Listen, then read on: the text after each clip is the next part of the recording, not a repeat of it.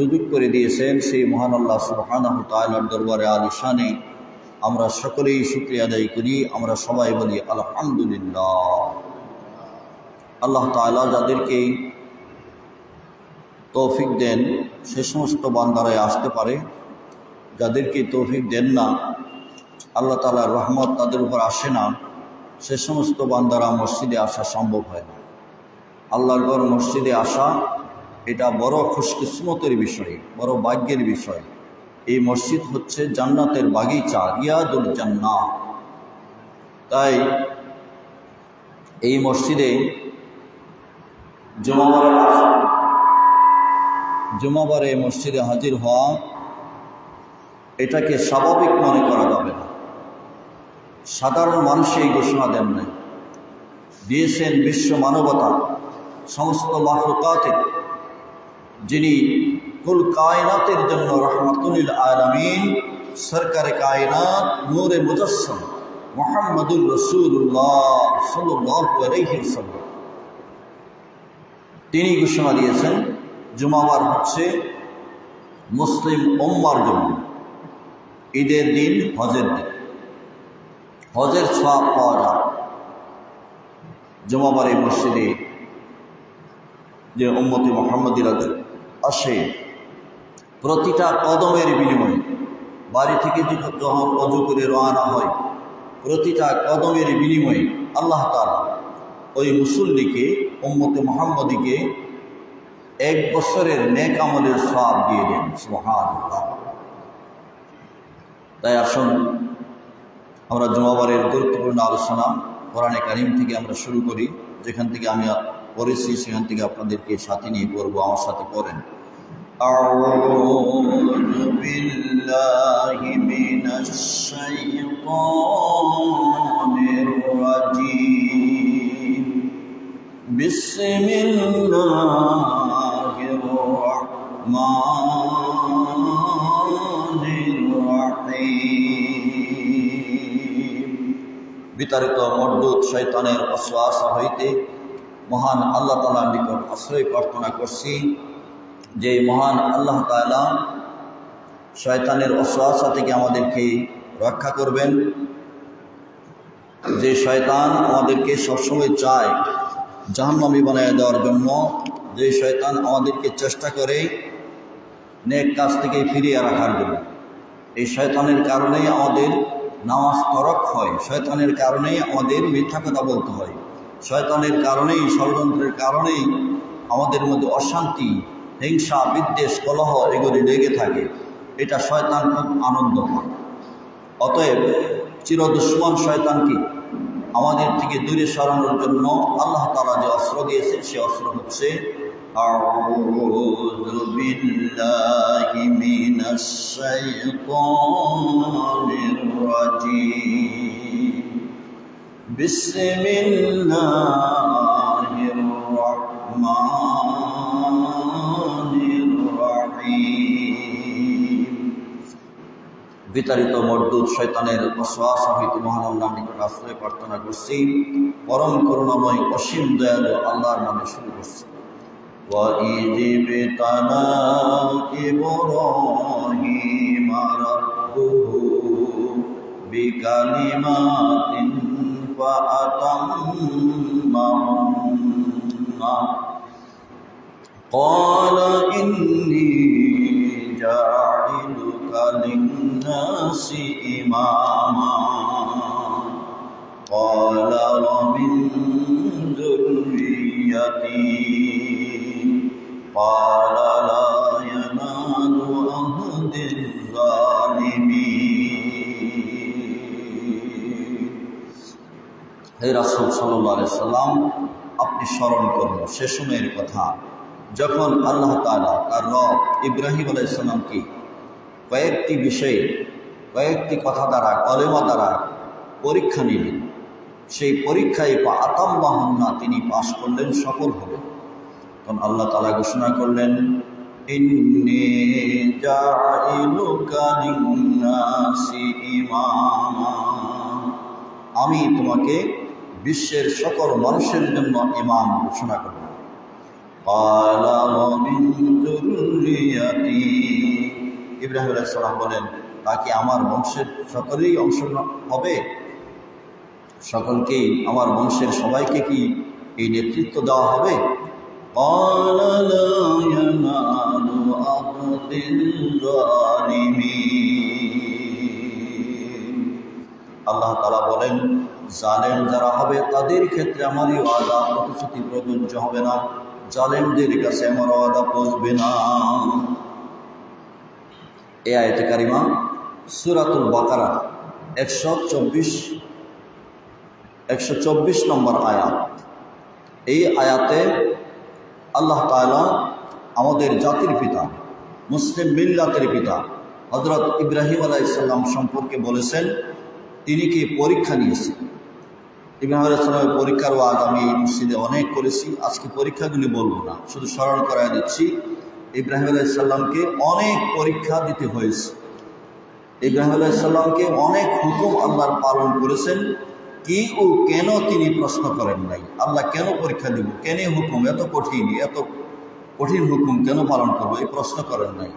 যখন যা বলেছে তখন তা করেছে। তা আরাম লাগুক, কষ্ট লাগুক, যত ধরনের মুসিবত আসুক, জীবন চলে যাক, এইসব চিন্তা করে নাই। তিনি চিন্তা করেছেন আমার রবের, আমার আল্লাহর হুকুম। এইসব পরীক্ষার মধ্যে বড় বড় পরীক্ষা হচ্ছে 10টা পরীক্ষা। এই পরীক্ষা সবগুলি তিনি দিয়ে উত্তীর্ণ হয়েছেন, সফল হয়েছেন। তাহলে এই আয়াতের দ্বারা প্রমাণিত হয় যে আল্লাহ তাআলা পৃথিবীতে ইসলামী নেতৃত্ব দিতে হলে তার পরীক্ষা নেবেন, ঈমানের পরীক্ষা নেবেন। ঈমানের পরীক্ষায় পাশ না হওয়া পর্যন্ত তিনি মুসলিম মিল্লাতের নেতা হতে পারবেন না। আল্লাহ তাআলা বলেন, ক্বালা ইন্নী জাআইলুকা লিন-নাসি ইমামা,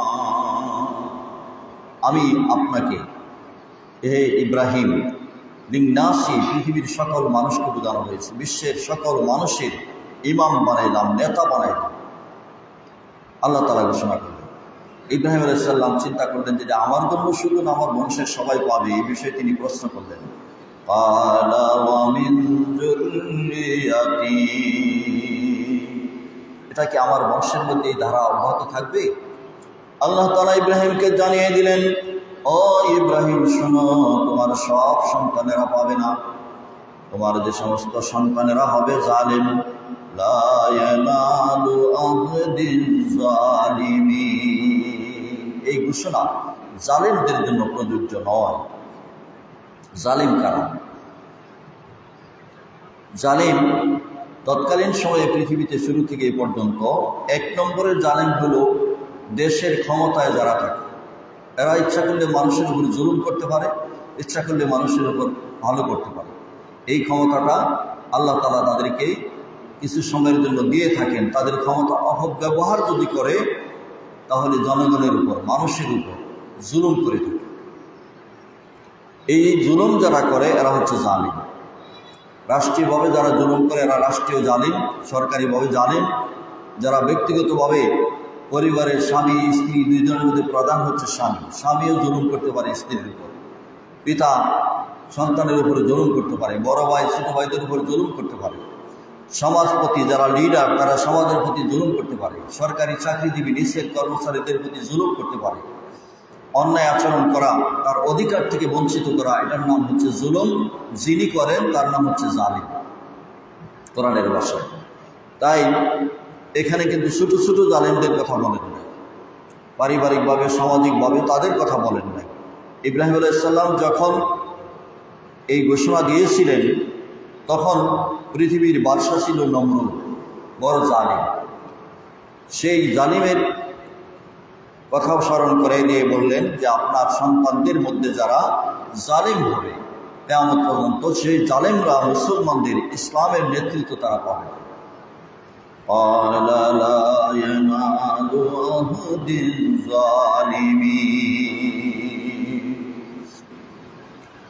জালেম আজকের পৃথিবীর যতগুলি দেশ আছে, কাফের মুসলিমদের দেশ যদি আমরা হিসাব থেকে বাদ দিই, মুসলিম দেশ যারা OIC সহ জাতিসংঘের অধীনে আছে প্রায় 57টা মুসলিম রাষ্ট্র।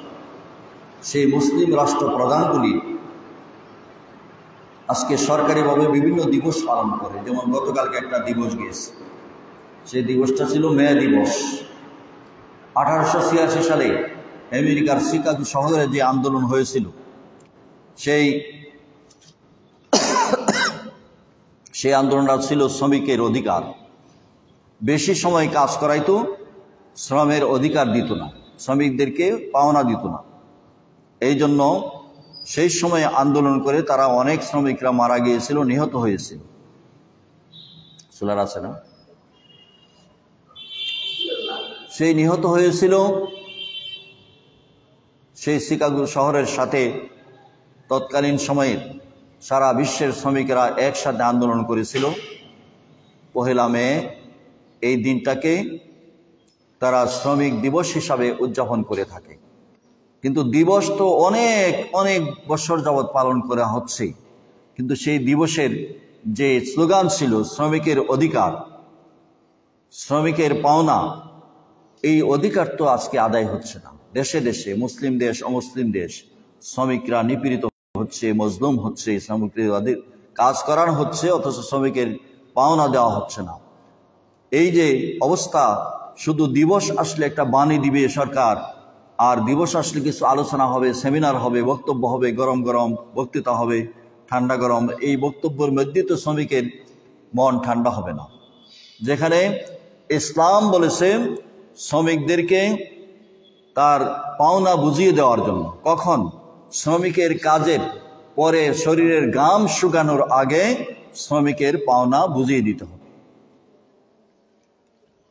কিন্তু আজকে মাসের মাস চলে যায়, বিভিন্ন ফ্যাক্টরিতে, বিভিন্ন কোম্পানিতে শ্রমিকরা যখন কাজ করে, অনেক বেতন না পেয়ে তারা অসহায়ত্বের জীবনযাপন করে। এভাবে বাংলাদেশ সহ বিশ্বের প্রতিটি রাষ্ট্রে শ্রমিকদের উপরে এখনও জুলুম হচ্ছে। এই জুলুম অবসান হইতে একমাত্র পারে সেই কোরআনে কারিমের বিধান যদি ব্যক্তি, পরিবার, সমাজ ও রাষ্ট্রের সব জায়গায় কায়েম হয়, ইনসাফ প্রতিষ্ঠিত হয়, তখনই শ্রমিকের অধিকার আদায় হবে। এর আগে আদায় হওয়া সম্ভব নয়। এই জন্য দিবস পালন করার মধ্যে সীমাবদ্ধ থাকলে হবে না, দিবস পালনের সাথে সাথে তার শ্রমিকের অধিকার দিতে হবে। তাই কোরআনে কারিমে এই জালেম যাদেরকে বুঝিয়েছেন, যে সমস্ত বাদশারা, যে সমস্ত রাজারা, যারা ক্ষমতায় থাকার পরে শ্রমিকের উপর জুলুম করে তারা জালিম, জনগণের উপর জুলুম করে তারা জালিম, দেশের ন্যায্য অধিকার থেকে, হক থেকে মানুষকে বঞ্চিত করে এরা জালিম। এই জালিমদেরকে আল্লাহ তাআলা ফাসিক, ফুজ্জার, মানুষ যখন অন্যায়ের দিকে ধাবিত হয়, মানুষ যখন ঈমান থেকে সরে যায়, কোরআন থেকে সরে যায়, মানুষ যখন দিন থেকে সরে যায়, তখন তাদের উপর জালিম নেতৃত্ব চাপায় দেন। আল্লাহ তাআলা কোরআনে কারিমে বলেন, وَمَن لَّمْ يَحْكُم بِمَا أَنزَلَ اللَّهُ فَأُولَٰئِكَ هُمُ الظَّالِمُونَ। আল্লাহ তাআলা বলেন যে যেখানেই হোক, যে বা যারা ক্ষমতা পাওয়ার পরে আমার বিধান অনুযায়ী, আমার কোরআন অনুযায়ী, আমার নির্দেশ অনুযায়ী শাসন ফায়সালা করে না, তারা হচ্ছে জালিম। وَمَن لَّمْ يَحْكُم بِمَا أَنزَلَ اللَّهُ فَأُولَٰئِكَ هُمُ الْفَاسِقُونَ। যারা আমার নাজিল করা বিধান অনুযায়ী ফয়সালা করে না, শাসন করে না, তারা হচ্ছে ফাসিক। وَمَن لَّمْ يَحْكُم بِمَا أَنزَلَ اللَّهُ وَأُولَٰئِكَ هُمُ الْكَافِرُونَ। যারা আমার নাজিল করা বিধানকে অস্বীকার করে, নিজেরাও অস্বীকার করে, মানুষকে অস্বীকার করার জন্য বাধ্য করে, এভাবে শাসন পরিচালনা করে, তারা হলো কাফির, তারা হচ্ছে কাফির। সম্মানিত হাজিরিন, আল্লাহ সুবহানাহু ওয়া তাআলা, আল্লাহ তাআলা আমাদের স্রষ্টা, আমাদের খালিক। কি হলে, কতটুকু আমাদের রিজিক হলে, কতটুকু আমাদের স্বাস্থ্য হলে, কতটুকু আমাদের বাড়িঘর হলে, কতটুকু আমাদের রাষ্ট্র হলে আমাদের জন্য ইনসাফ হবে, আমাদের জন্য উপকার হবে, দুনিয়ার আখেরাতে কল্যাণ হবে, এটা পৃথিবীর সকলের চাইতে বেশি ভালো জানেন আল্লাহ। সকলের চাইতে বেশি বুঝেন কে? আল্লাহ। এখন যদি আমরা মনে করি বেশি বুঝি, ক্ষমতাধররা যদি মনে করে বেশি বুঝে, তাহলে এখানেই গজব আসে, এখানে জাতির উপর দুর্ভোগ আসে, সেখানে আল্লাহর রহমত থেকে বঞ্চিত হতে হয়। দেখেন কোরআনে কারিমে আল্লাহ সুবহানাহু ওয়া তাআলা আমাদের শান্তির জন্য, আমাদের কল্যাণের জন্য আল্লাহ সুবহানাহু ওয়া তাআলা মুসলিমদের নেতা হবেন, নেতৃত্বে থাকবেন যারা এরকম জালেম হবে না। কিন্তু আজকে এই মুসলমানদের নেতা সব জায়গায় জালেম, সব জায়গায় দেখা গেছে তাদের উপর জুলুম করছে, সব জায়গায় ইনসাফের পরিবর্তে মানুষের অধিকার হরণ করছে, মানুষের অধিকার থেকে বঞ্চিত করছে। এই জালিমদেরকে যদি আমরা সহযোগিতা করি, জালিমদের সমর্থন সহযোগিতা যতই করি, আমাদের উপর রহমত নাজিল হবে না। আল্লাহ তাআলা চূড়ান্তভাবে ইব্রাহিম আলাইহিস সালামকে জানিয়ে দিলেন, ক্বালা লা ইয়ানালু আহদিজ জালিমিন। আল্লাহ তাআলা মুমিন বান্দার জন্য, মুসলমানের জন্য, ইমানদারের জন্য আল্লাহ তাআলা শান্তি রেখেছেন। দুনিয়ার শান্তিটা হবে ক্ষণস্থায়ী, এটা হবে দিন, পরিবেশ, ইসলাম পরিপূর্ণভাবে কায়েম হওয়ার পরে। মুমিনের জন্য চিরস্থায়ী শান্তির বাসস্থান রেখেছেন জান্নাতে। এরপরে আল্লাহ তাআলা মুমিনদেরকে বলেছেন দুনিয়ায় নিরাপত্তার জায়গা, শান্তির জায়গা, প্রাণ কেন্দ্র কোথায়? আল্লাহ তাআলা বলেন 125 নম্বর আয়াত, وَإِذْ جَعَلْنَا الْبَيْتَ مَثَابَةً لِلنَّاسِ وَأَمْنًا وَاتَّخِذُوا مِن مَّقَامِ إِبْرَاهِيمَ مُصَلًّى وَعَهِدْنَا إِلَى إِبْرَاهِيمَ وَإِسْمَاعِيلَ أَن طَهِّرَ بَيْتِيَ لِلطَّائِفِينَ وَالْعَاكِفِينَ وَالرُّكَّعِ السُّجُودِ। আল্লাহ তাআলা বলেন, হে রাসূল সাল্লাল্লাহু আলাইহি ওয়াসাল্লাম, আপনি স্মরণ করুন আমি যখন বিশ্ব মানবতার জন্য এই বাইতুল্লাহ কাবা শরীফকে মাসাবাতান, মিলন কেন্দ্র, আমনা, শান্তির জন্য নিরাপত্তার কেন্দ্র হিসাবে স্থাপন করেছি। বাইতুল্লাহ কাবা শরীফকে আল্লাহ তাআলা বিশ্ব মানবতার জন্য নিরাপত্তার কেন্দ্র, শান্তির স্থান তিনি পৃথিবীতে নির্মাণ করেছেন। এই বাইতুল্লাহ শরীফ হচ্ছে পৃথিবীর মধ্যস্থলে, সপ্ত আসমানে যেখানে বাইতুল মামুর, তার নিচে সরাসরি প্রতিচ্ছবি হচ্ছে বাইতুল্লাহ। এই বাইতুল্লাহ হচ্ছে সমগ্র পৃথিবীর মধ্যস্থলে আল্লাহ স্থাপন করেছেন। এই বাইতুল্লাহর এরিয়ার জায়গাটাকে বলা হয় উম্মুল কুরা। উম্মুল কুরা মানে মূল জনপদ, যেই জায়গাটা সর্বপ্রথম আল্লাহ তাআলা তৈরি করেছেন। সারা পৃথিবী যখন পানি টলটলেমান, নরছরে নরবরে অবস্থা, ভাসমান অবস্থা, প্রকম্পিত হচ্ছে, এই অবস্থায় আল্লাহ তাআলা প্রথমেই মাটি তৈরি করেছেন কাবা শরীফের জায়গায়। যেখানে কাবা শরীফ দাঁড়িয়ে আছে সেই জায়গায় তিনি মাটি তৈরি করেছেন। এটা হচ্ছে পৃথিবীর মূল কেন্দ্র, মূল জায়গা, মূল ভূমি। এই কারণে এই জায়গার নাম হচ্ছে উম্মুল কুরা। কাবা শরীফের এরিয়াটাকে বলা হয় উম্মুল কুরা। এই উম্মুল কুরার নাম হচ্ছে মক্কা, এই উম্মুল কুরার নাম হচ্ছে বাক্কা।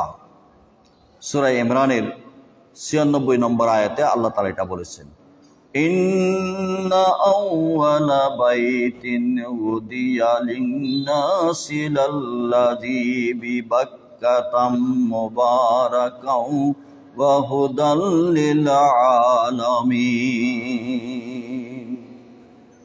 আল্লাহ তাআলা বলেন, নিশ্চয় আমি পৃথিবীর প্রথম ঘর, আউওয়ালা প্রথম ঘর যেটা নির্মাণ করেছি, লিন-নাসি পৃথিবীর সকল মানুষের জন্য, সেটা হচ্ছে বাক্কা। এই বাক্কা মক্কার আরেকটা নাম হচ্ছে বাক্কা। বাক্কা শব্দের অর্থ ভেঙ্গে টুকরা টুকরা করা। বাক্কা শব্দের অর্থ অনুগ্রহ, অনুকম্পা, রহমত। এখানে মূর্তি, শিরিককে টুকরা টুকরা করা হয়েছে, শিরিককে উৎখাত করা হয়েছে। এখানে আল্লাহর অনুকম্পা, রহমত নাজিল হয়েছে। এই কারণে মক্কার আরেকটা নাম হচ্ছে বাক্কা। বাক্কার আরেকটা অর্থ হচ্ছে উঁচু ভূমি। মক্কার ঘর যেটা, সেটা সবচেয়ে উঁচু ভূমি, সমস্ত এরিয়ার চাইতে উঁচু। এই কারণে এটা বাক্কা বলা হয়। মক্কার আরেক নাম বাক্কা, এর অর্থ হল মক্কা নগরী। মক্কাতুন শব্দের অর্থ উঁচু ভূমি, সম্মানিত স্থান। আল্লাহ এটাই বলেছেন, বিবাক্কাতাম মুবারাকাও ওয়া হুদাল লিল আলামিন। এই গড়টি হচ্ছে মক্কা নগরীতে। এই গড় পৃথিবীবাসী, বিশ্ববাসীর জন্য হুদা, পথ নির্দেশক, পথ দেখা, হেদায়েতের। আল্লাহ তাআলা বলেন, এখানে এই গড় নির্মাণ করে আমি নির্দেশ দিয়েছি, ওয়াত্তাখিযু মিন মাকামি ইব্রাহিম মুসাল্লা। তোমরা মাকামে ইব্রাহিমকে মুসাল্লা, নামাজের স্থান বানাও। মাকামে ইব্রাহিম বলতে কি? মাকামে ইব্রাহিম হচ্ছে যেই পাথরে দাঁড়িয়ে হযরত ইব্রাহিম আলাইহিস সালাম কাবা শরীরের দেয়াল নির্মাণ করেছিলেন।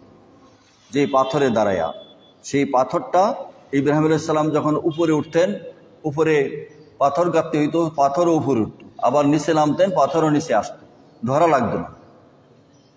এখানে কোনো বৈদ্যুতিক কোনো কারেন্ট বা লাইন ফিট করা ছিল না।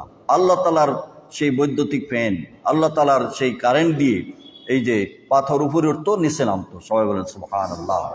এটা ইব্রাহিম আলাইহিস সালামের ছিল মুজিজা। নবীজির যে আশ্চর্য কাজগুলি হয়, সাধারণ মানুষের যেটা পারে না আশ্চর্য, সেটারে বলে মুজিজা। আর ওলি আল্লাহদের দ্বারা অসাধারণ কাজ হলে এটা বলে কেরামত। ইব্রাহিম আলাইহিস সালামের মুজিজা ছিল পাথর উপরে উঠতো, নিচে নামতো। পাথর শক্ত হওয়ার পরও ইব্রাহিম আলাইহিস সালামের জন্য পাথরটা হয়েছিল নরম। দাঁড়ায় থাকলে কষ্ট হবে, নরম করে দিয়েছেন। পাথরের পদচিহ্ন আজও আছে। সুবহানাল্লাহ। আল্লাহ তাআলা বলেন, এই পাথরের এই স্থানটাকে মুসলমানদের জন্য, বিশ্ব মুসলিম উম্মার জন্য নামাজের স্থান বানিয়ে নিয়েছি। সুবহানাল্লাহ। এই কারণে হাজী সাহেবরা এখানে গেলে পাথরকে সামনে নিয়ে 2 রাকাত নামাজ পড়েন, সবাই পড়ে থাকেন। এটাকে আল্লাহ তাআলা বলেছেন, ওয়াত্তাখিযু মিন মাকামি ইব্রাহিম মুসাল্লা। এই গড়টা কিভাবে মুসলমানদের জন্য শান্তি এবং নিরাপত্তার স্থান হলো?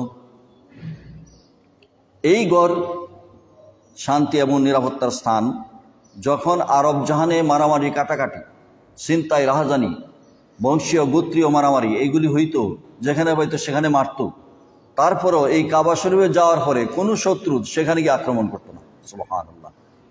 তার অন্তরে এটা জাগ্রত ছিল যে এখানে গিয়ে মারা যাবে না, এখানে গেলে শত্রু গেলেও সেখানে কেউ মারত না। দিন আসার আগে, ইসলাম আসার আগেও এভাবে তারা সম্মান করত কাবা শরীফের কারণে।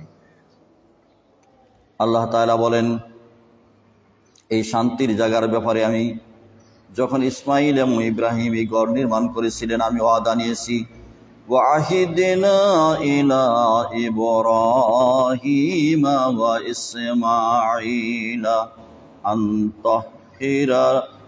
আনতাহিরা বাইতিয়া লিত-তাইফিনা ওয়াল আকিফিনা ওয়ার রুকআইস সুজুদ। আল্লাহ তাআলা বলেন, আমি ওয়াদা নিয়েছি, আমি ইব্রাহিম আলাইহিস সালামকে বলেছি, ইসমাইল আলাইহিস সালামকে বলেছি, তোমরা আমার এই ঘরকে পবিত্র করো, সবসময় পবিত্র রাখবে। তাইফিন, যারা তাওয়াফ করে তাদের জন্য, তাওয়াফকারীদের জন্য, ওয়াল আকিফিনা, ইতিকাফকারীদের জন্য, ওয়ার রুকআই, রুকুকারীদের জন্য, সুজুদি, সিজদাকারীদের জন্য। যারা এখানে এসে তাওয়াফ করবে, ইতিকাফ করবে, রুকু করবে, সালাত পড়বে, সিজদা দিবে, তারা সবাই যাতে এই ঘরটাকে পবিত্র পায়, তোমরা পবিত্র করে দাও। সুবহানাল্লাহ।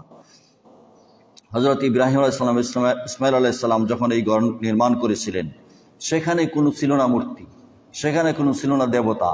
সেই ঘরটি ছিল পবিত্র, পূত পবিত্র, শান্তির স্থান। এই ঘর নির্মাণ করে আল্লাহ তাআলার কাছে ইব্রাহিম আলাইহিস সালাম একটা দোয়া করেছিলেন, ওয়াইজ ক্বালা ইব্রাহিম রাব্বি জাআল হাযা বালাদান আমিনা। এটা রাসূলের কাছে কোরআন নাজিল হচ্ছে ইহুদিদের কথার জবাবে, নাসারাদের কথার জবাবে, যে আমরাই তো তোমার চাইতে বেশি হকদার, ইব্রাহিমের অনুসরণ করি, ইয়াকুবের অনুসরণ করি আমরা, এরা দাবি করছিল। তখন এগুলি স্মরণ করায় দিচ্ছি, হে রাসূল সাল্লাল্লাহু আলাইহি সাল্লাম, আপনি স্মরণ করুন যখন ইব্রাহিম আলাইহিস সালাম কাবা ঘরটা নির্মাণ করেছেন। ক্বালা ইব্রাহিম রব্বি জাআল হাযা বালাদান আমিনা। আয় আল্লাহ, এই গর্ত আমি নির্মাণ করেছি, এই গর্তটাকে স্থায়ী নিরাপত্তার শহর বানিয়ে দাও। এখানে যাতে মানুষের আশ্রয় নিলে নিরাপদ হয়ে যায়, এখানে যাতে কোনো বিপদগ্রস্ত মানুষ কেউ বিপদগ্রস্ত হয় না।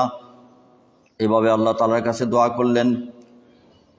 এটা হলো নিরাপত্তার শহর। 2 নম্বর দোয়া করলেন, ওয়ারযুক আহলাহু মিনাস সামারাতি মান আমানা মিনহুম বিল্লাহি ওয়াল ইয়াউমিল আখির। আর এখানে যে ফলমূল হয়েছে, সেই মক্কার ঘর, সেখানে যে ফলমূল, যেই ফল যে হয়েছে, ইসমাইল আলাইহিস সালাম পদচারণার পায়ের আঘাতে আল্লাহ তাআলা যে ঝর্ণা সৃষ্টি করে দিয়েছিলেন পানির, সেই জমজম কূপ, সেখানে বসবাসের কারণে পাখি উঠতেছিল। সেই বনু জুহরা গোত্রের লোক দূর থেকে দেখেছিল এখানে হয়তো কোনো মানুষ আছে, এখানে তারা আসলেন। আসার পরে মা হাজরা আলাইহিস সালাম তাদেরকে অনুমতি দিলেন থাকার জন্য।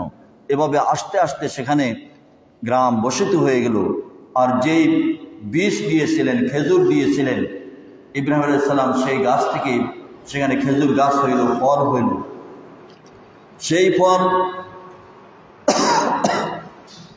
সেই ফল থেকে ইব্রাহিম আলাইহিস সালাম, ইসমাঈল আলাইহিস সালাম, মক্কার ঘরের আশেপাশের মানুষেরা, ব্যবসায়ীরা সবাই খাওয়ার রিজিক পেয়েছিল। ইব্রাহিম আলাইহিস সালাম ঘর নির্মাণ করে দোয়া করেছেন, আল্লাহ এই মক্কা শহরে তো তুমি ফল দিয়েছ, আয় আল্লাহ ওয়ারযুক আহলাহু মিনাস সামারাতি মান আমানা মিনহুম বিল্লাহি ওয়াল ইয়াউমিল আখির। ইব্রাহিম আলাইহিস সালাম বলেন, আল্লাহ এখানের ফলমূল থেকে আপনার প্রতি যারা ঈমান এনেছে, আখিরাতের প্রতি যারা বিশ্বাস করে, আমার বংশের মধ্যে আপনার প্রতি যারা ঈমান এনেছে, আখিরাতের প্রতি যারা বিশ্বাস করেছে, তাদেরকে তুমি রিজিক দাও। ইব্রাহিম আলাইহিস সালাম দোয়া করলেন, এই ফলমূল থেকে আপনার প্রতি যারা ঈমান এনেছে, আখিরাতের প্রতি যাদের বিশ্বাস আছে, তাদেরকে রিজিক দাও। কাফেরদের জন্য কথা কিছু বলেন না। তখন আল্লাহ তাআলা কি বলেন শুনেন। ইব্রাহিম আলাইহিস সালাম দোয়া করেছেন ঈমানদারদের জন্য, মুমিনের জন্য। আল্লাহ বলেন, ক্বালা ওয়ামান কাফারা ফাউমাত্তিউহু কালিলান সুম্মা আদতারহুহু ইলা আযাবিন নার ওয়া বিইসাল মাসীর। আল্লাহ কত দয়ালু। আল্লাহ বলতেছে, হে ইব্রাহিম, তুমি ইমানদারের জন্য দোয়া করছো, আমি কাফেরদেরকে খাদ্য দিব, খাবার দিব। অনেকে প্রশ্ন করে যে এত অন্যায় করে, এত নাফরমানি করে, এরা বিচার করেন আল্লাহ, এদেরকে তো খাওয়ায়, এরা তো বেশি ধনী, এরা তো মালদার বেশি, এরার প্রসাদ, এরার বিল্ডিং মুসলমানদের সাথে আরো বড়, এরার ক্ষমতা আরো বড়। আল্লাহ তাআলা বলেন, ওয়ামান কাফারা ফাউমাত্তিউহু কালিলা, যারা কাফের, যারা কুফরি করছে, তাদেরকে আমি রিজিক দিব, খাবার দিব, ধন সম্পদ দিব। উমাত্তিউহু কালিলান, এটা কম সময়ের জন্য, দুনিয়ার কম সময়ের জন্য, শুধু দুনিয়ার সময় উপভোগ করার জন্য তাদেরকে খাবার দিব, রিজিক দিব, প্রসাদ দিব। আল্লামা ইকবাল অত্যন্ত আফসোস করে বলেছিলেন যে ইহুদ নাসারা কো মিলতে হে হুরুল রসুল, বেচারে মুসলমান কো সিরফ ওয়াদায়ে আল্লাহ তাআলার কাছে। আল্লামা ইকবাল মুসলমানদের জাতীয় কবি, তিনি বললেন, ইহুদি নাসারা কাফেরদের হুর গেলমান মিলতেছে, প্রসাদ মিলতেছে, বিল্ডিং এর মালিক তারা, ক্ষমতার মালিক, আর মুসলমানদের শুধু জান্নাতের হুরের ওয়াদা দিয়েছে। আল্লাহ, মুসলমানরা কি শুধু দুনিয়ায় মার খাবে? আল্লাহ তাআলা বলেন, এই মুসলমানদের ব্যাপারে আল্লাহ তাবারক ওয়া তাআলা ঘোষণা দিয়েছেন, সুম্মা আদতারুহু ইলা আযাবিন নার। মুসলমানরা শোনো, এই কাফেরদেরকে সামান্য সময়ের জন্য দুনিয়ার ভোগ এগুলি দিয়েছি, আমার তারা বাধ্য হয় নাই, কিন্তু যেদিন তাদের ইন্তেকাল হবে, মৃত্যু হবে, আত্মারুহু, আমি তাদেরকে বাধ্য করব কিসের বাধ্য করব? ইলা আযাবিন নার, জাহান্নামের আগুনে নিক্ষেপ করতে তাদেরকে বাধ্য করব। এরা কোনো ক্রমে রক্ষা পাবে না, বাঁচতে পারবে না, চিরস্থায়ী অশান্তির মধ্যে তাদেরকে নিক্ষেপ করা হবে। অবিইসাল মাসীর, এটা হচ্ছে সবচেয়ে নিকৃষ্টতম স্থান। তাহলে ইব্রাহিম আলাইহিস সালাম দোয়া করলেন মুমিনের জন্য, ঈমানদারদের জন্য। আমরা তো সবাই বিশ্বাস করি ইব্রাহিম আলাইহিস সালাম আমাদের মিল্লাতের পিতা। কে বলেন? ইব্রাহিম আলাইহিস সালাম মিল্লাতা আবিকুম ইব্রাহিম, আমাদের জাতির পিতাকে ইব্রাহিম আলাইহিস সালাম। আমরা হচ্ছে ইব্রাহিম আলাইহিস সালামের সন্তান।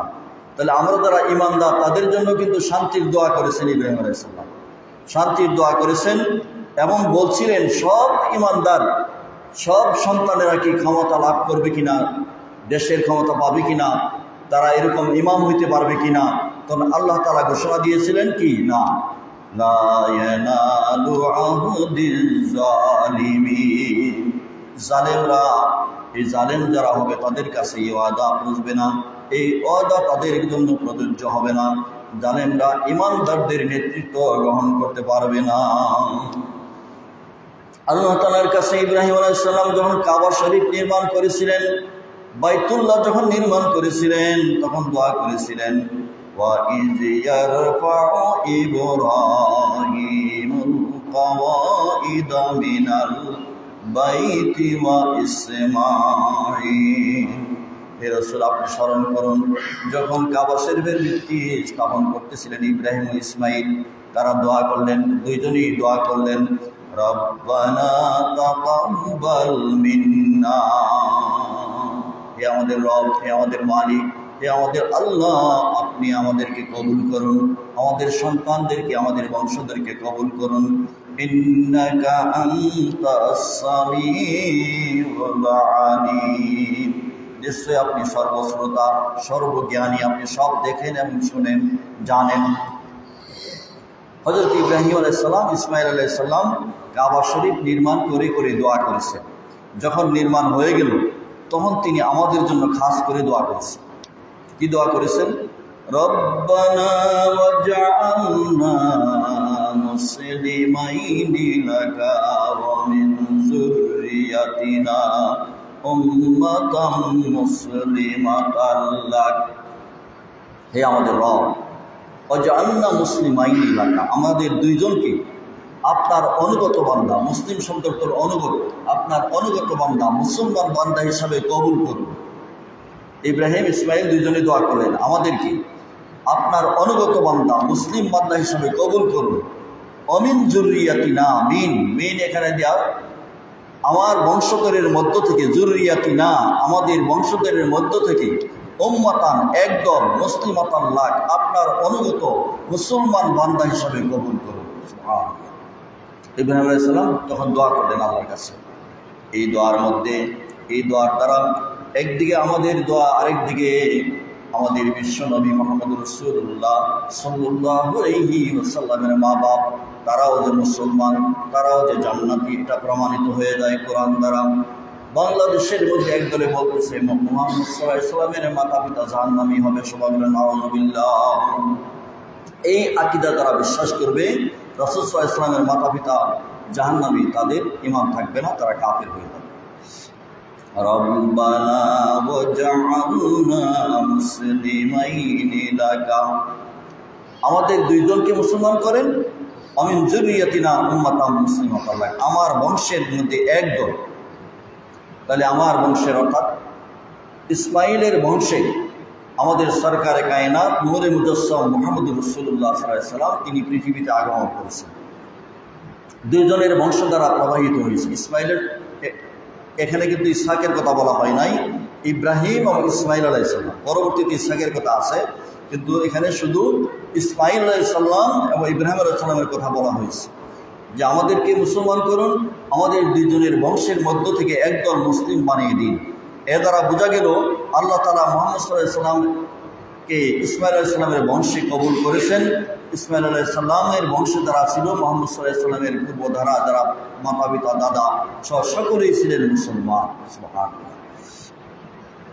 সাথে সাথে তারা দোয়া করেছেন, ওয়ারিনা মানাসিকানা مناسكنا وتب علينا إنك أنت التواب الرحيم আয় আল্লাহ আমাদেরকে আরিনা দেখায় দেন, শিখায় দেন, মানাসিকানা হজের কার্যাবলী, ইবাদতের কার্যাবলী আমাদেরকে শিখায় দেন। ওয়া তুবু আলাইনা আমাদের উপর রহম করুন, দয়া করুন, আমাদের উপর রহমত নাজিল করুন।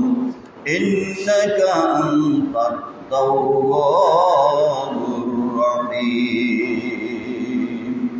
আমাদেরকে ইবাদতের নিয়মাবলী সব শিখাইয়ে দেন।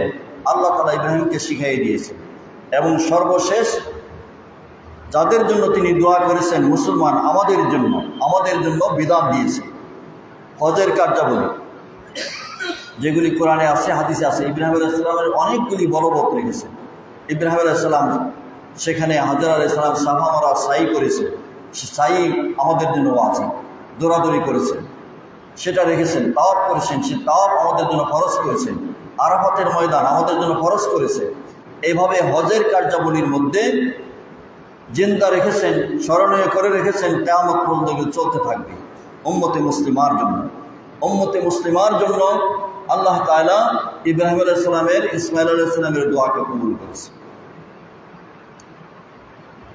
আমাদের দেশে আল্লাহর বিধানকে পরিবর্তন করার জন্য, এই নিয়মকে সংশোধন করার জন্য, সংস্কার করার জন্য বর্তমান অন্তর্বর্তীকালীন সরকার প্রধান উপদেষ্টা ইউনূস সাহেবের কাছে একদল নারীরা গিয়া নারী কমিশনের সুপারিশ পেশ করছে।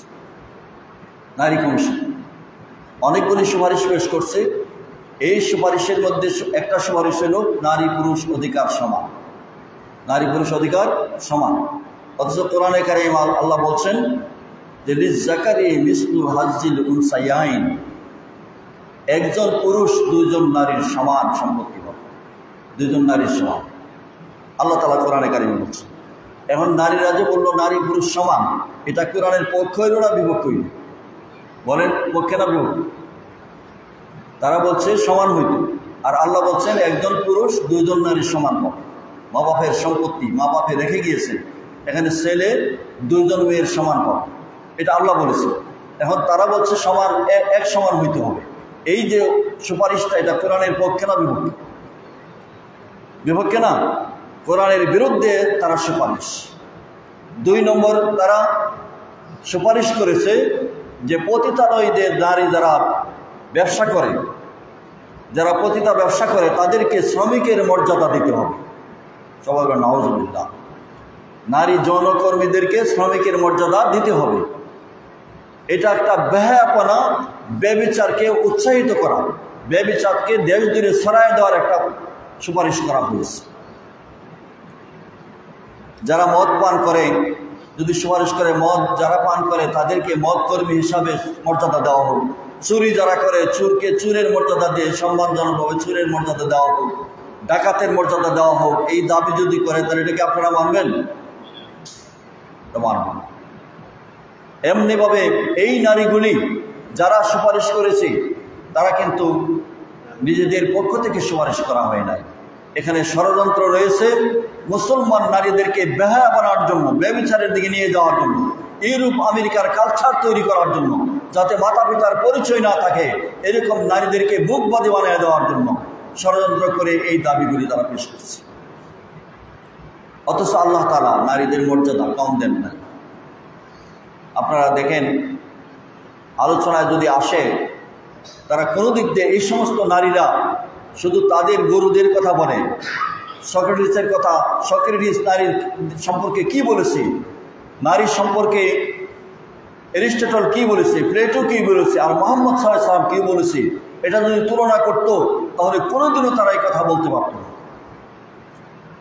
যেখানে ইউরোপিয়ান সভ্যতা, ব্যাবিলনীয় সভ্যতা, পারস্য সভ্যতা, এসিরিয়ান সভ্যতা, কোনো সভ্যতা নারীদেরকে মর্যাদা দেয় না। নারীদেরকে তারা লাগায় এক ঘরে রেখে চলে যাইত, যাতে অন্য জায়গায় যাইতে না পারে। নারীদেরকে গরু ছাগলের মতো বাজারে বিক্রি করা হইত। নারীদেরকে কন্যা সন্তান জন্ম হওয়ার সাথে সাথে তাকে দাফন করা হইত, এটা বেজ্জতি মনে করা হইত। নারীদেরকে গরু ছাগলের মতো বাজারে বিক্রি করা হইতো, বাজারে দাঁড়ায় থাকতো নারীদেরকে নিয়ে। পিতা মাতা স্বামীর সম্পত্তি সব থেকে বঞ্চিত করা হইত। সেই নারীদেরকে মায়ের জাতি মর্যাদা দিয়েছেন বিশ্ব মানবতার নবী রহমতুল্লাহ আলামিন মুহাম্মদুর রাসূলুল্লাহ সাল্লাল্লাহু আলাইহি ওয়াসাল্লাম। তোমরা কার বিরুদ্ধে তোমরা সুপারিশ করছো? একজন নারী অধিকার দিলেন, বাপের সম্পত্তি পাবে, মায়ের সম্পত্তি পাবে, বিবাহ হইলে স্বামীর সম্পত্তি পাবে, কিন্তু একটা ছেলে এক জায়গা থেকেই সম্পত্তি পাবে। যেটাই দিয়েছেন মহারানার টাকা, যে মোহর পাবে নারী, সেই মোহরের টাকা, যেটা বাপের সম্পত্তি পাবে সেই টাকার পূর্ণ মালিক হবে নারী। সেখানে পুরুষ এখানে কোনো নাক গলাইতে পারবে না। তাহলে নারীদের কি বেশি দিলেন না কম দিলেন? 1991-92 সনে তাসমিমা নাসরিন সেই নারী দাবি জানাইছিল একবার, সে সময় সারা দেশে আন্দোলন হয়েছে। সে তার অনুসরণ করে ইবলিসের প্রথাপ তারা এই দাবি উত্থাপন করেছে। মুহাম্মদুর রাসূলুল্লাহ সাল্লাল্লাহু আলাইহি সাল্লাম যে নারী অধিকার দিয়েছেন পৃথিবীর ইতিহাসে আর কোনো ব্যক্তি, মানুষ, সম্প্রদায়, গোষ্ঠী, রাজনৈতিকবিদ কেউ দিতে পারেন নাই। এটা সবচেয়ে সুন্দর এবং আদর্শ এবং মানুষের ভারসাম্যমূলক ব্যবস্থাপনা তিনি দিয়েছেন মুহাম্মদুর রাসূলুল্লাহ সাল্লাল্লাহু আলাইহি সাল্লাম। তাই নারী অধিকারকে, অধিকারের কমিশন এবং সুপারিশকে এই সরকার অবশ্যই বাতিল করতে হবে। আমরা কি সুপারিশ বাতিল চাই না থাকতে চাই? সবাই বাতিল চাই কি না? বাতিল চাই। এই অধিকার, সুপারিশ, নারী কমিশন, তাদের সুপারিশ দুইটাই বাতিল করতে হবে। তারা তো এই কথা বলে নাই যে যারা পতিতাবৃত্তি করছে তাদেরকে সেখান থেকে এনে তাদেরকে কর্মসংস্থান দিয়ে তাদেরকে মর্যাদা দিতে হবে, তাদেরকে পুনর্বাসিত করতে হবে, তাদেরকে সম্মানের ব্যবস্থা করতে হবে, এইগুলি বলেন নাই। বলেছে কি তাদেরকে পতিতালয়ে রেখে তাদেরকে শ্রমিকের মর্যাদা দিতে হবে। নাউযুবিল্লাহ, এই কথা তো তারা বলেন। অতএব কোরআন সুন্নাহ বিরোধী এই নারী কমিশন বাতিল অবশ্যই করতে হবে। আর না করলে এদেশের সরকারের উপর গজব আসবে, আমাদের উপর গজব আসবে। নারী সংস্কার কমিশন এটা কোরআন সুন্নাহ বিরোধী। আরও অনেকগুলি প্রস্তাবনা আছে, সেগুলি সবগুলি কোরআন সুন্নাহর সাথে সাংঘর্ষিক। যে সমস্ত নারীরা গিয়েছে তাদের হেডমাস্টার, প্রধান শিক্ষক হলো ইবলিস। ইবলিসে তাদেরকে প্রচারণা দিয়ে দিয়েছে। নারীদেরকে এভাবে অনুজ্ঞাপনা করার জন্য, বেহায়াপনার জন্য উৎসাহিত করা হয়েছে। এগুলো এটা বাতিল করতে হবে। সম্মানিত উপস্থিতি, ইব্রাহিম আলাইহিস সালামের কথা আমি বলছিলাম। তিনি যেভাবে মক্কা শরীফ, কাবা শরীফ নির্মাণ করেছেন এবং যেভাবে দোয়া করেছেন আমাদের জন্য, সেই দোয়া আল্লাহ কবুল করছেন। সবগুলি দোয়া আল্লাহ তাআলা কবুল করছেন। সর্বশেষে কাবা শরীফ নির্মাণের পরে ইসমাইল এবং ইব্রাহিম আলাইহিস সালাম দোয়া করেন, রব্বানা ওয়াবআস ফীহিম রাসূলাম মিনহুম ইয়াতলু আলাইহিম আয়াতিকা ওয়া ইউআল্লিমুহুমুল কিতাবা ওয়াল হিকমাতা ওয়া ইউযাক্কিহিম ইন্নাকা আনতাল আসীযুল হাকীম। আল্লাহ তাআলার কাছে হযরত ইব্রাহিম ইসমাইল বলেন, আল্লাহ, আয় রব্বুল আলামিন, আমাদের মালিক, ওয়াসবিহিম, আমার এই বংশধরের মধ্যে একজন রাসূল প্রেরণ করেন। ভবিষ্যতের কথা বলতেছে। ওই সময় আমার বংশধরের মধ্যে, এই বংশধরের মধ্যে একজন রাসূল প্রেরণ করবেন, যিনি ইয়াতলু আলাইহিম আয়াতিকা, আপনার আয়াতকে তাদের কাছে তেলাওয়াত করে শোনাইবে, ওয়া ইউআল্লিমুহুমুল কিতাবা ওয়াল হিকমাতা, তাদেরকে কিতাব এবং জ্ঞান বিজ্ঞান শিক্ষা দিবে, ওয়া ইউযাক্কিহিম, তাদের আত্মশুদ্ধি করবে। এই কাজগুলি যিনি করবেন, শেষ যুগে একজন রাসূল আমার এই বংশের মধ্যে প্রেরণ করবেন। আল্লাহ তাআলা এই দোয়া কবুল করেছেন। ইন্নাকা আনতাল আসীযুল হাকীম, নিশ্চয় হে আল্লাহ, আপনি হচ্ছেন মহাপরাক্রমশালী, মহাবিজ্ঞানময়, তিনি সব কিছু জানেন। এখানে রাসূল দিয়া নাম বলেন নাই। এই রাসূল একমাত্র তিনি, যিনি মুহাম্মদুর রাসূলুল্লাহ সাল্লাল্লাহু আলাইহি ওয়াসাল্লাম। সকল মুফাসসির, সকল তাফসিরে একমত, পৃথিবীর যত তাফসির আছে, যে এই রাসূল বলতে মুহাম্মদ সাল্লাল্লাহু আলাইহি সাল্লামকে বোঝানো হয়েছে। মুহাম্মদ সাল্লাল্লাহু আলাইহি সাল্লামকে বোঝানো হয়েছে। 313 জন রাসূল ছিলেন, কিন্তু কোন নবীর নামের পরে রাসূল শব্দ কলেমার মধ্যে নাই। কোন নবীর পরে কলেমার মধ্যে সেখানে রাসূল শব্দটা যোগ করা হয় নাই। কোরআনে আছে, কিন্তু মুহাম্মদ সাল্লাল্লাহু আলাইহি সাল্লাম ছাড়া আর কোন নবীর কলেমায় রাসূল শব্দটা নাই।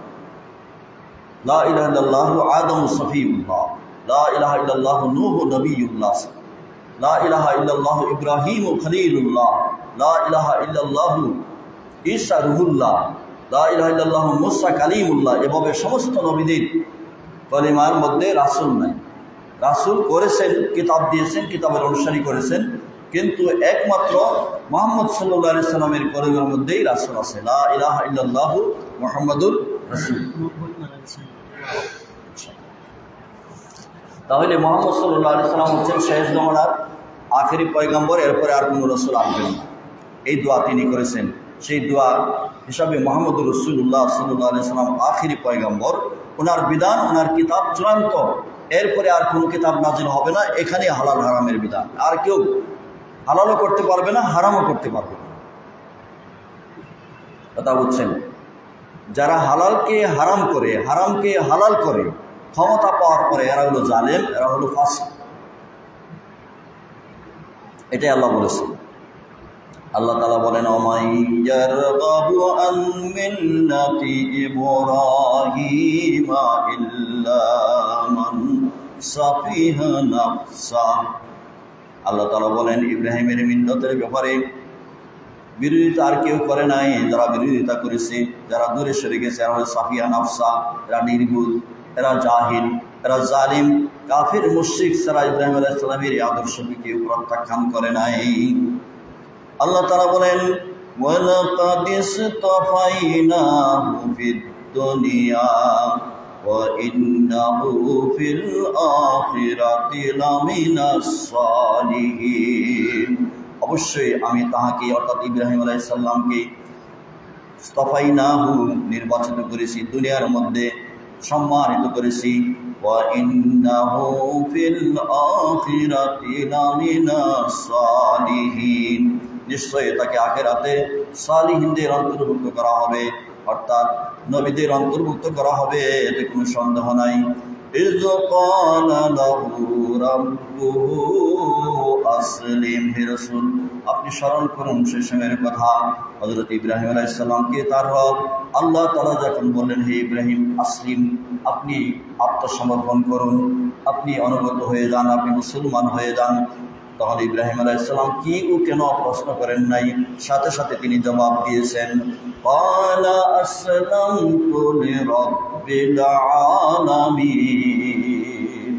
আয় আল্লাহ, আমি আপনার কাছে আত্মসমর্পণ করলাম, মাথা নত করলাম। আসলামতু লিরাব্বিল আলামিন, জগৎ সময়ের প্রতিপালক রবের কাছে আমি আত্মসমর্পণ করলাম।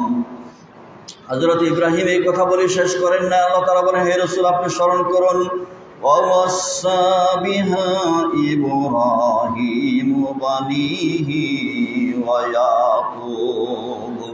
ইব্রাহিম আলাইহিস সালাম এবং ইয়াকুব আলাইহিস সালাম তার সন্তানদেরকে নসিহত করলেন, উপদেশ দিলেন, ওসিয়ত করলেন, ইয়া বানিয়া ইন্নাল্লাহা আসতাফা লাকুমুদ-দীনা ওয়ালা তামুতুন্না ইল্লা ওয়া আনতুম মুসলিমুন।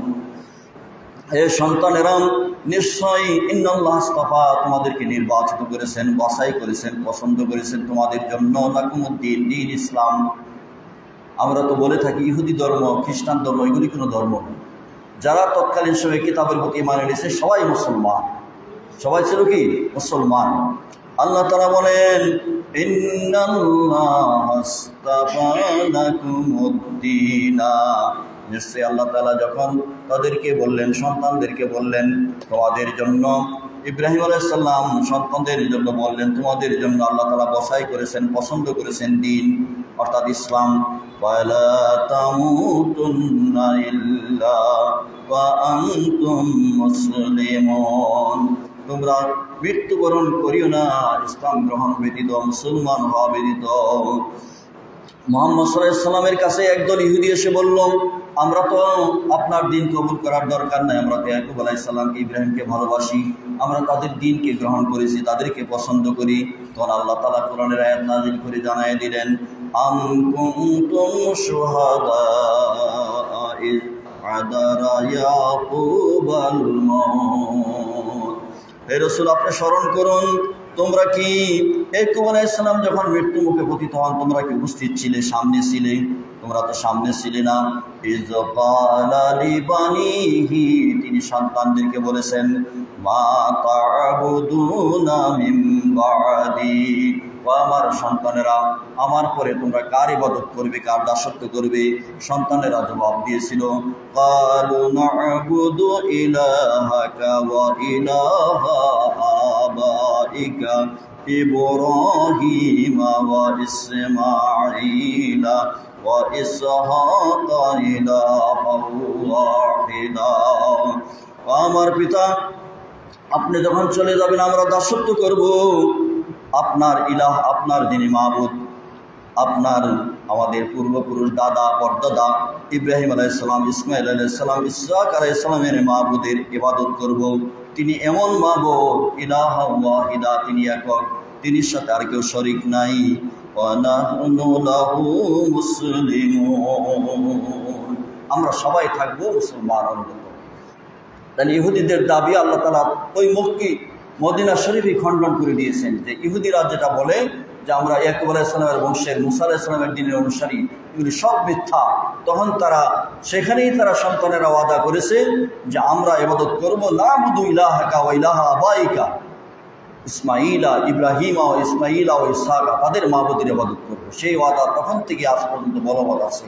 ইব্রাহিমের সন্তানেরা, ইসমাঈলের সন্তানেরা, ইয়াকুবের সন্তানেরা সবাই ছিল মুসলমান, তারা এক আল্লাহ বিশ্বাসী ছিল, এক আল্লাহর ইবাদত।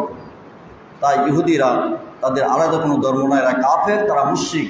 তাদের বিরুদ্ধে আমরা আমাদের জিহাদ, মনের জিহাদ, ইমানের জিহাদ, সরাসরি জিহাদ সবসময় অব্যাহত থাকবে। তাদের বিরুদ্ধে জিহাদ করে করে সারা বিশ্বজুড়ে ইসলাম কায়েম হবে ইনশাআল্লাহ। সম্মানিত হাজিরিন, যে আয়াতগুলি আমি পেশ করেছি সেই আয়াতগুলির আলোকে আমাদের শিক্ষা হলো যে ইব্রাহিম আলাইহিস সালাম থেকে শুরু করে মুহাম্মদ সাল্লাল্লাহু আলাইহি সাল্লাম পর্যন্ত যে রিসালাত এসেছে সেখানে ছিল তাওহীদের শিক্ষা, সেখানে ছিল শিরকের বিরুদ্ধে, মূর্তি পূজার বিরুদ্ধে, ইহুদিবাদ সাম্রাজ্যবাদের বিরুদ্ধে, মূর্তির বিরুদ্ধে। কিন্তু সেই কাবা করে মূর্তি স্থাপন করেছে মুশরিকেরা, সেগুলি পরিষ্কার করেছেন আমাদের সরকারে কায়নাত মুহাম্মদুর রাসূলুল্লাহ সাল্লাল্লাহু আলাইহি সাল্লাম। তিনি বলেছেন বুইস্ত্রুল কাসরিল আওসান, আমি মূর্তি ভাঙ্গার জন্য প্রেরিত হয়েছি। অতএব আমাদের এই মুশরিকদের বিরুদ্ধে আমাদের জিহাদ অব্যাহত থাকবে।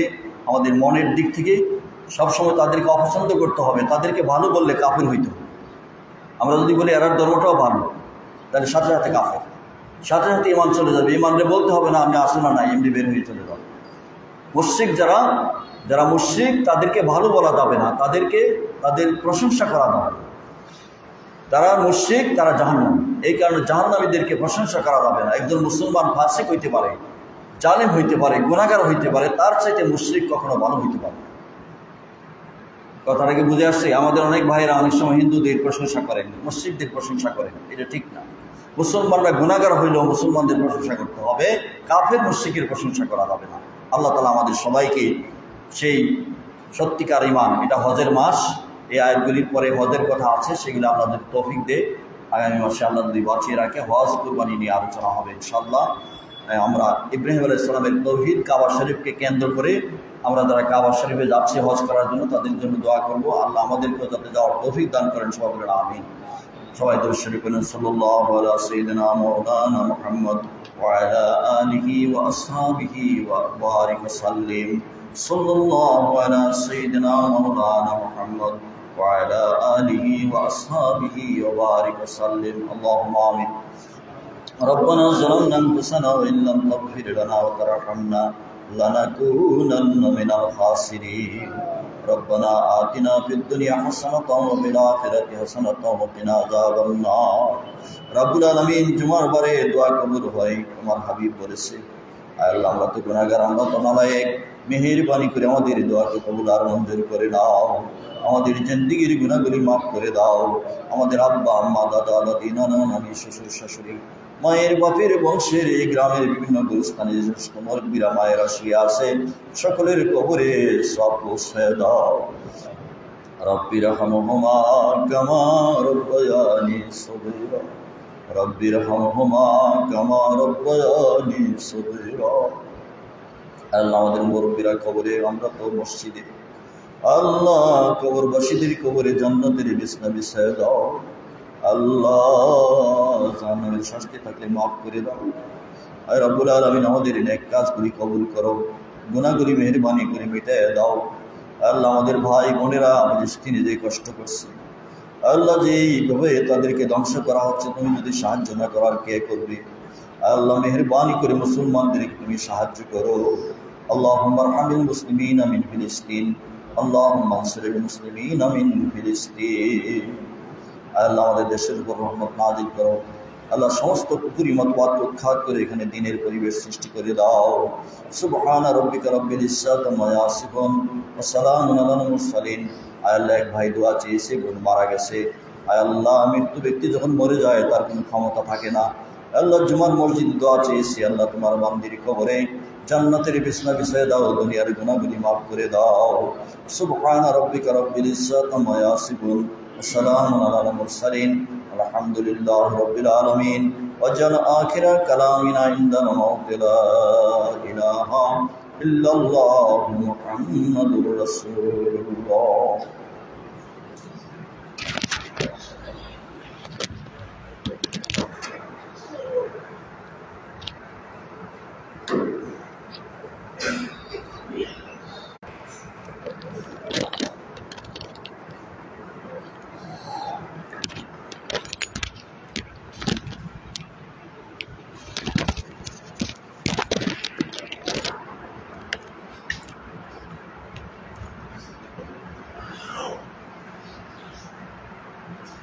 সুন্নাত পড়েন।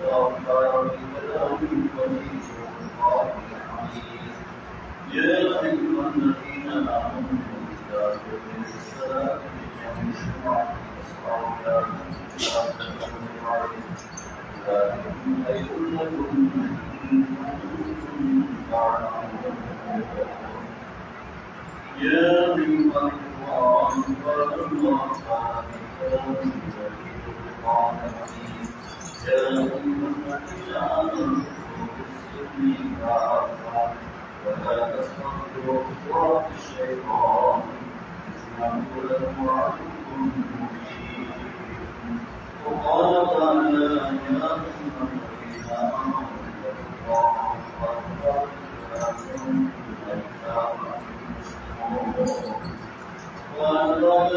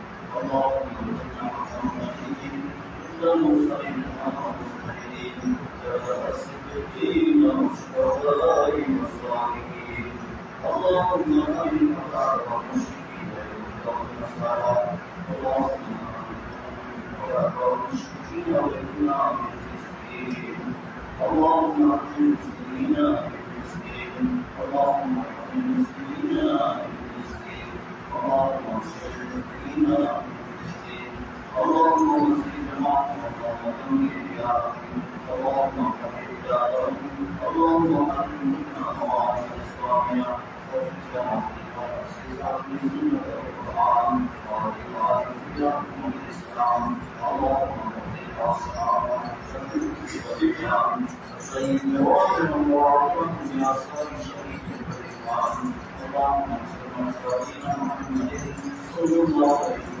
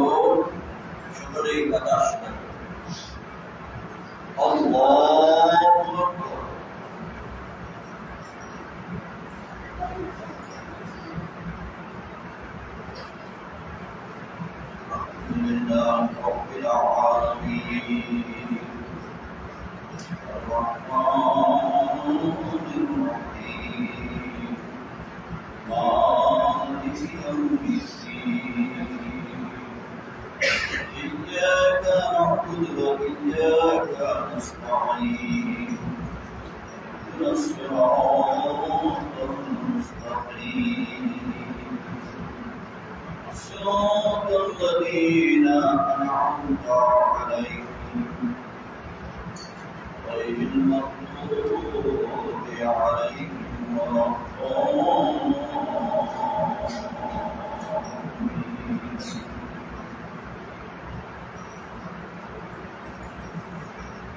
يا أيها الذين آمنوا اتقوا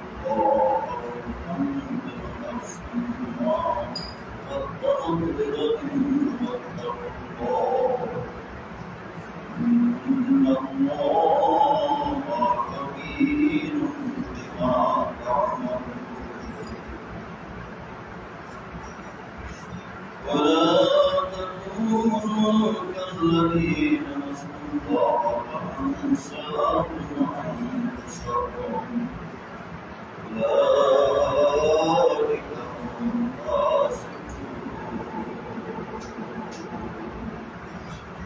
لا يستوي أصحاب النار وأصحاب الجنة أصحاب الجنة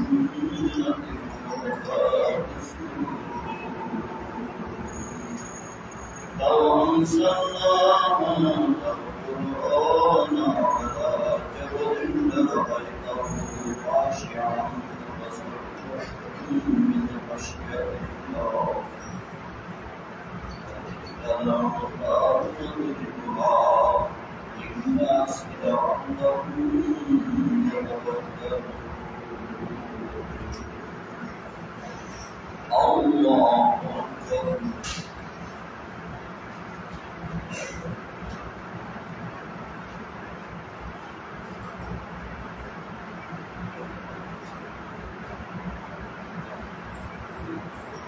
سمع الله لمن حمده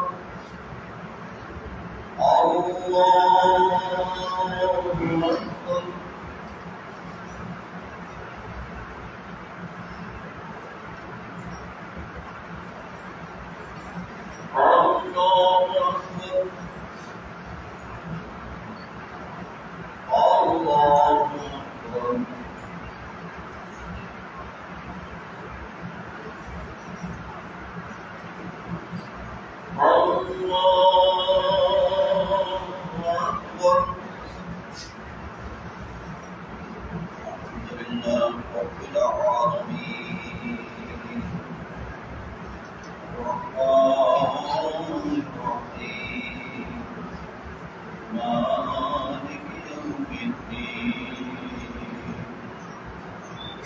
إياك نعبد وإياك نستعين اهدنا الصراط المستقيم صراط الذين أنعمت عليهم غير المغضوب عليهم ولا الضالين.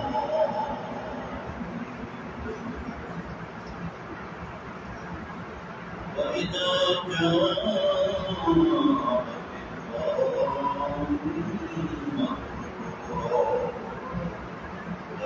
يتذكر الإنسان ما سعى وبرزت الجحيم لمن يرى فأما من طغى وآثر الحياة الدنيا إن الجحيم هي المأوى. الله أكبر.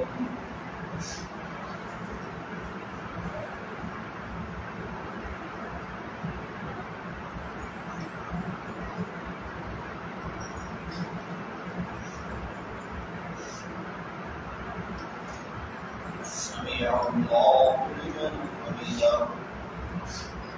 الله أكبر.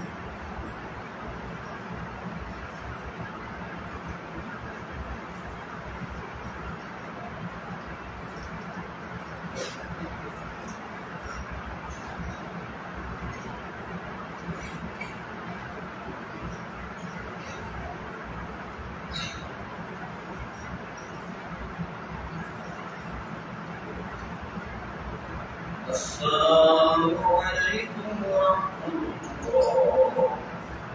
السلام عليكم ورحمة الله.